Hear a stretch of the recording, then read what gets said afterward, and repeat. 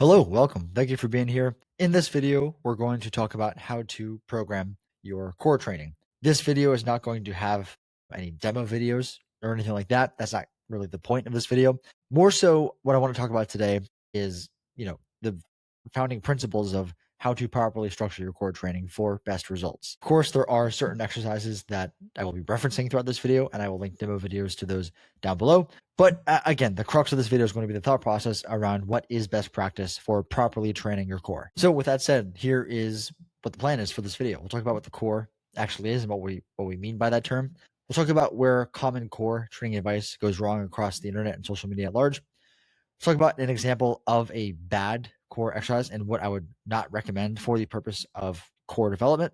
We'll talk about how to train each part of the core as we will define it up here. And then we'll talk about guiding principles for structuring your core training across the week. So let me first say that it's not like there's any hard definition of what the core is. When you read different textbooks or different research papers, they'll use different definitions for how they define the term core. For our purposes here today, we're going to define it as really the muscles that are responsible for moving the spine. I apologize if you hear any heavy breathing behind me. My German Shepherd's going absolutely bananas. But anyways, the muscles that we're going to be speaking to primarily today are the abdominals, of which there is a rectus and transversus, the obliques, of which there is an internal and an external. I have no idea who that is.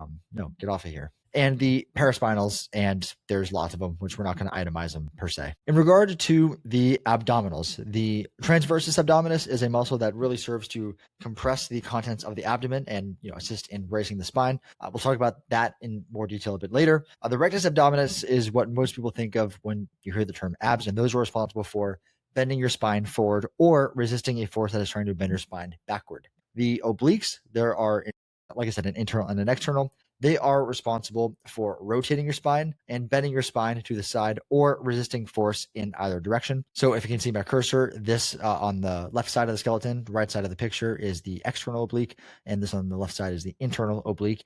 Do understand that, in reality, there are one of each on both sides. I just, only showed one here so that you can see both of them.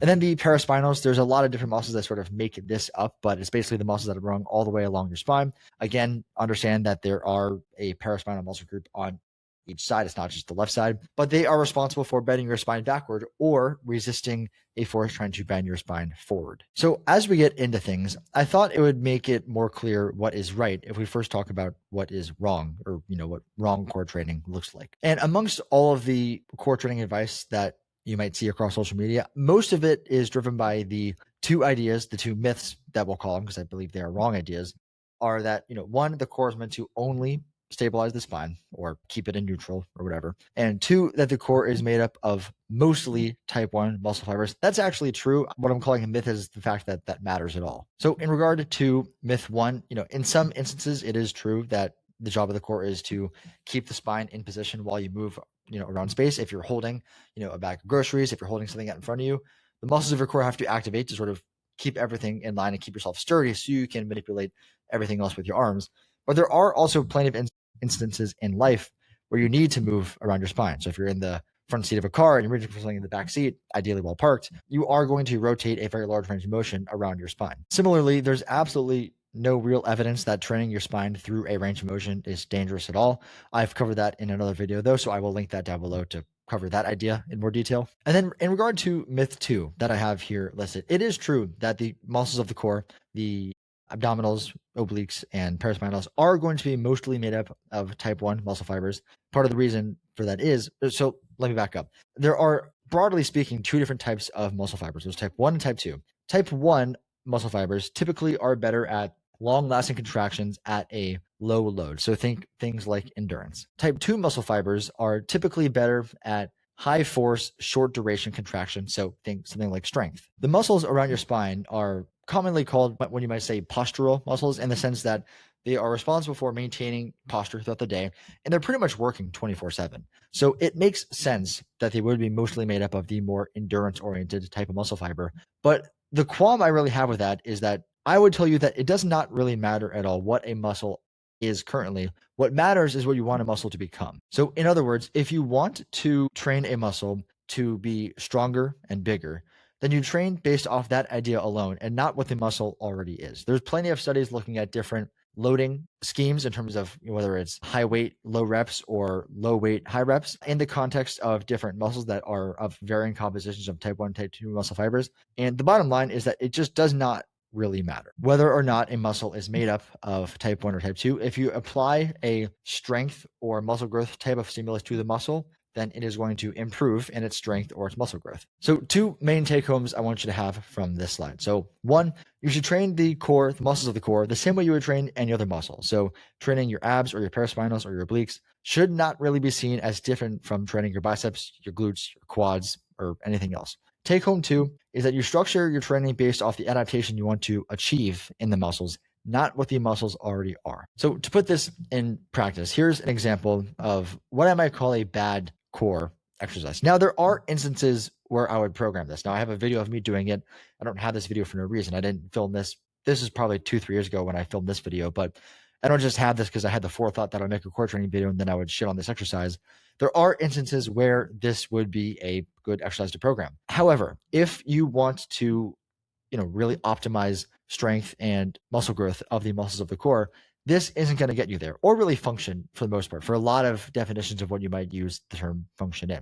Reason being is that you're going to have to do so many reps of this to achieve any real stimulus that it's just not going to be a high enough dose or a potent enough stimulus to really stimulate those adaptations you want. And then 2, there's so much else going on that you have to focus on, like balance, like hip flexor contraction, etc., that is distracting from the quality of the contraction and the stimulus you can apply to the core itself. So in other words, this exercise is largely the definition of if you try to train everything, you end up training nothing. Again, there are instances where this would be a good exercise, but training your core really isn't one of them, in my opinion. Now, everyone knows that when you do most of the main compound lifts, so think squats, deadlifts, bent over rows, overhead press, standing, etc., that your core is activated and being trained when you do that. Just, it's not that all of your core is being activated. So when you think of those exercises, typically the muscles of the core that are going to be trained from those are going to be the paraspinal muscles, because if you imagine a deadlift, the bar wants to, or the dumbbells, or whatever it is that you're deadlifting off the floor, or a pencil, same thing. Gravity wants to bend your spine forward, and the paraspinal muscles, the ones that extend your spine, bend it backward,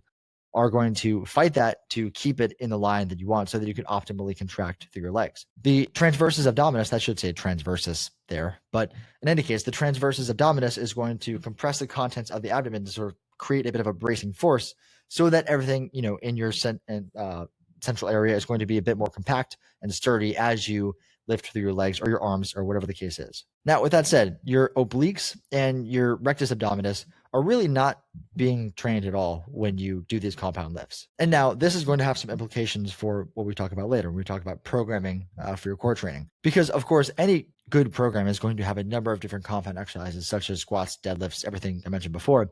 And that is going to provide a lot of volume to these muscles. So that, leaves you not really, or at least very rarely needing to apply more volume and more of a stimulus to these muscles. However, because the rectus abdominis and obliques aren't really getting that ancillary stimulus, programming direct training for them can be a bit more wise. So when I'm writing a program for a client or myself for that matter, and I'm seeking an exercise selection for the rectus abdominis, again, primarily rectus abdominis, we're going to be speaking about when we say abdominals here. These are the most common exercises that I will program, and I'll speak a bit about why for each of these. So cable crunches, these are probably going to be the best for the abs of any of the movements on this list. Reason being is that they are pretty easy to load and to progress in terms of actually performing the movement. It's not like they're super unsteady, and you can really apply a full range of motion and easily progressible stimulus to the abs with this movement. Any sort of abdominal crunch machine that fits well to your body, I would also bracket as equal to these for the same reasons. Hanging leg raises are also going to typically involve a full range of motion just from the bottom up, and oftentimes with a bit more of a lengthened emphasis. So in other words, when the abdominals are in a more lengthened position, more stretched position, that's where most of the load is going to be applied to them. And then, of course, hanging leg raises also aren't terrible for training grip or training certain aspects of back. So if those are certain slots that I want to fill in when I'm running a program, that's when I will most often select that exercise. Or if you just don't have access to cables or machines, this makes a pretty good next bet if you're able to do these. So an ab mat is just sort of a rounded piece of foam that you lay on so that your back becomes arched when you lay on your back on it. And it allows you to bring your abs through a full range of motion, not as easy to load and to provide a progressive load stimulus as cable crunches and hanging leg raises are. But the fact that you do bring your abs through a full range of motion, that is typically going to make it a quite good exercise for developing them. I didn't even realize I put machine crunches here, but again, kind of same thing as cable crunches for the same reasons. And then you might be wondering why planks are here. Because I did, in a way, it probably came off as though I was shitting on them when I said that, you should train the muscles of the core the same way you would train any other muscle, and that, it's not long duration exercises that you should really be after when trying to develop your core. But I will still often program planks for a couple of reasons. One, there's a lot of other stuff about planks that I think make them a quite underrated movement. So one, the serratus anterior activation at the shoulder can be a good thing just to sort of make your shoulders feel better, as well as the or similarly, I should say, the hip flexor activation you'll get at the hips. And then, just here's the deal. If you build up to doing a plank for 2 to 3 minutes, or you're doing a 30-second to 60-second plank with, a 45 or 245s on your back, if you build up to that over time, you're going to have a good set of abs. You just are. So while I may not call them as optimal per se as the other movements here, like, they still work. So they're still worth including, in my opinion. So again, the obliques are responsible for bending your spine to the side or resisting that, and rotating your spine and or resisting that. So for the side bend sort of action, the side bend exercise, as well as the side plank, are going to cover that best, in my opinion. Side bends I like a lot because, again, you can bring them through a very full range of motion and very directly target those muscles. Side planks I like a lot because mostly, again, because of all the ancillary stuff that they will target. They can be good for making your shoulders feel good. They will, depending on how you position your feet, if it's a stacked or staggered stance with your feet, they can be good for adding a bit more volume to the hip abductors and adductors. So if I'm writing a program for a client and I'm not programming any other direct abductor or adductor training to the hips, I will oftentimes put side planks with a staggered stance in, just so that those muscles are not being ignored in terms of any direct stimulus to them, while also providing a little bit of a oblique stimulus. In regard to rotation, these are my 3 most commonly selected exercises. Machine torso rotations are going to be the best here in terms of your ability to easily load them, the stability of them, and the range of motion you can bring your obliques through on this exercise. Cable torso rotations are going to be next, bit less stable, which is why they're beneath the machine torso rotations, but they're a bit easier to load than windshield wipers because you have that weight stack if you're using a cable. And then windshield wipers, and again, all demo videos for these exercises can be found in the description box below. But windshield wipers are great, in my opinion, especially for a low equipment sort of program, but they're very difficult to really apply progressive load to. So that's why I would consider them bottom, but still better than no rotation training, I would say. For the paraspinal muscles, the muscles along the backside of your spine, and let me also just note, the reason they're called paraspinals, para means around, spinal, spine, around the spine, the muscles around the spine. That's what that's for. Again, these muscles are largely targeted in pretty much all of the compound exercise that you could do. So it isn't common that I program any extra direct training to these. There are times I do. I just recently wrote a program for a client that had Jefferson curls in it, but it's the exception, not the rule. So if I were to program direct paraspinal training, these are the 2 exercises that I pretty much always use. Jefferson curls, again, because it is going to bring those muscles through a full range of motion, and that can be good for eliciting the best possible adaptation in terms of strength and size growth.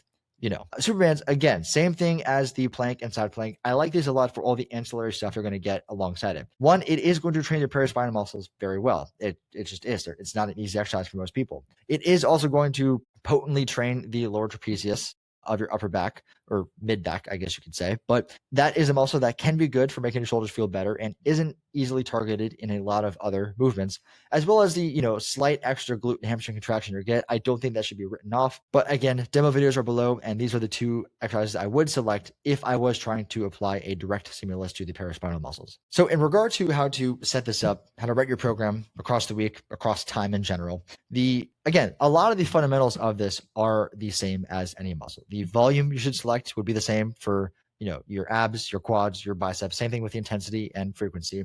I have other content covering these ideas in more detail, but I'll just speak on them real quickly here. Volume, in my opinion, somewhere between 6 to 12 sets per muscle group per week is going to be your best bet. Those sets ideally are going to be done at an intensity of 1 to 3 reps shy of failure. So that kind of covers both of those. Frequency is really dependent upon what's best with your schedule. If total weekly volume defined by the number of sets taken 1 to 3 reps shy of failure per week is the same, it does not matter how you split that up across the week. So if you do all those sets in 1 session, 2 sessions, or 3 sessions, if the total weekly number is the same, it's not going to matter so much. That's really the same across all muscles that you can train, and that's going to apply to the muscles of the core here. There are a few specifics that I've kind of spoken about before as we've gone through this video. But again, you usually don't need to apply any direct training to the paraspinal muscles because they are going to be trained in a lot of other stuff that you do. Same thing for the transversus abdominis. So, for the same reasons. And then finally, the obliques and rectus abdominis do oftentimes work in conjunction with one another. So when I'm recommending you 6 to 12 sets per muscle group per week, I'm really recommending that you do 6 to 12 sets. When I say per muscle group, I'm saying obliques and rectus abdominis. So that could mean if you're doing 12 sets per week, that could mean 6 of obliques and 6 of abs per week. And I would call that your total volume. Because again, if you're doing a rotation or a side bend activity, your abs are going to be active during that. And if you are doing some sort of crunch or hanging leg raise or whatever, your obliques are going to be active during that. They're not asleep during that. So you might as well, it's probably best practice to view them, any set dedicated towards them, as the same as one another. So that's all that I've got for you here today. Hopefully that all made sense and it was helpful or interesting or somewhere between. If you have any comments, questions, concerns, or anything of the like, comment down below and I will get back to you as soon as I possibly can. And with that said, I will see you next time. Have a good one.